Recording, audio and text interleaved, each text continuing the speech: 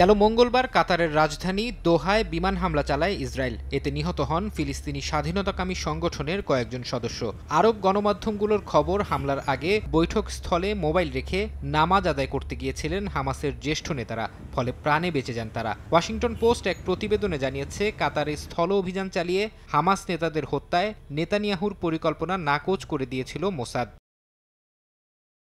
বিষয়টি সম্পর্কে অবহিত দুই ইসরায়েলি নাম প্রকাশ না করার শর্তে ওয়াশিংটন পোস্টকে বলেন, মোসাদ প্রধান বার্নিয়া দোহায় হামাস নেতাদের হত্যার জন্য স্থল অভিযান চালানোর বিরোধিতা করেন। তারা বলেন, বার্নিয়া আপত্তি করেছিলেন এই ভেবে যে এ ধরনের অভিযান কাতারি কর্মকর্তাদের সাথে মোসাদের সম্পর্ককে খারাপ করবে, বাধা সৃষ্টি করবে জিম্মি মুক্তি ও যুদ্ধবিরতির প্রক্রিয়ায়।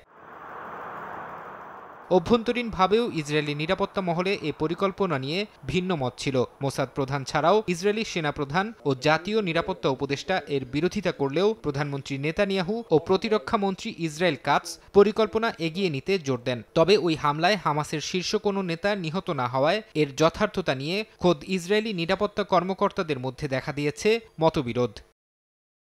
ফারহাদ চৌধুরী, সময় সংবাদ।